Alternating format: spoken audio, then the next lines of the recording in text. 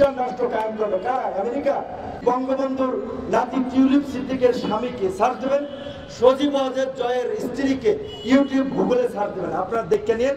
আমি আর বলতে চাই, ইহুদি খ্রিস্টানদের পারিবারিক ভাবে আপনারা সম্পর্ক তৈরি করেছেন, ভারতের কাছে দেশ ইজারা দিয়েছেন, তাহলে আপনারা তো ক্ষমতায় থাকার জন্য আপনাদের আর কিছু করার নাই। দেশরত্ন, এত এত রত্ন, এত এত উপাধি, একটা সুষ্ঠু নির্বাচন দিতে কলিজা কাঁপে কেন?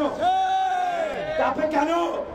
কেয়ারটেকারের মাধ্যমে নির্বাচনে ক্ষমতায় গিয়েছেন, কেয়ারটেকার দেন, দেখি কার কত জনপ্রিয়তার, কে দেশরত্ন আর কে কি, দেখি। দেন না নির্বাচনটা, দিচ্ছেন না তো, দিতে হবে। এই দেশের ছাত্র যুবক নয়া বিপ্লবের জন্য রক্ত দেওয়ার জন্য যেদিন গণভবন এবং বঙ্গভবন অভিমুখে যাত্রা শুরু করবে, সেই দিন আপনাদেরকে সারেন্ডার করতেই হবে জনগণের। তো খ্রিস্টান রাষ্ট্র কায়েম করবে কারা? আমেরিকা, তাই না? চীনকে বিট করার জন্য আমেরিকা বোধহয় আপনাদেরকে এই কথা বলছে, সেটা মানে আমেরিকাকেই তো ইন্ডিকেট করছেন, তাদের কিনা অনেক কথা বলছেন।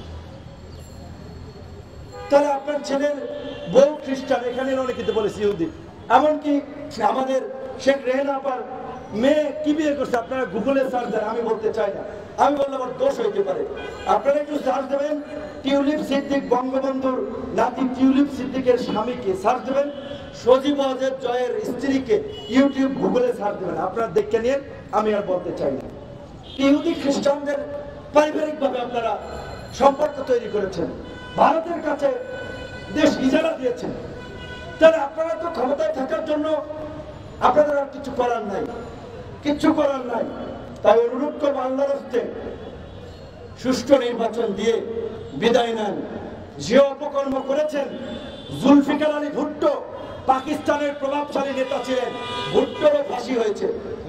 আপনারা এই যে বিডিআর বিদ্রোহের ঘটনা, শাপলা চত্বরের হত্যাকাণ্ড, এগুলোর নিরপেক্ষ তদন্ত করলে আওয়ামী লীগের অনেক এমপি মন্ত্রীর ফাঁসি হবে, লিগাল হবে, আইনের দৃষ্টিতে, আইনের বিচারে। তো কাজী যাহা হয়েছে মাফ করে দেব, যদি জনগণের কাছে ক্ষমা চেয়ে সমঝোতার পথে হাঁটেন, সুষ্ঠু নির্বাচনের পথে হাঁটেন। অন্যথায় হামলা, গোলাম মাওলা রনিকে ঢাকা বিশ্ববিদ্যালয়ে হামলা করিয়েছেন, ছাত্র দলের নেতা, ছাত্র দলের সাবেক সভাপতি শ্রাবণকে এই শিল্পকলাতে হামলা করেছেন, বিরোধী দলের নেতাদেরকে ভয় দেখাচ্ছেন, ভীতি সঞ্চার করছেন, চাপ সৃষ্টি করছেন যে যারা গরম গরম কথা বলবা ছাত্রলীগ যুবলীগ এইভাবে হামলা করবে। হামলা শিকার অনেক হয়েছে, রক্ত অনেক আমাদের ঝরেছে, এবার প্রতিরোধ করে তুলতে হবে, এবার পাল্টা অ্যাকশনে যেতে হবে। যদি অ্যাকশন শুরু করেন তখনই তাদের পরাজয় বরণ শুরু হয়ে যাবে, কথা পরিষ্কার।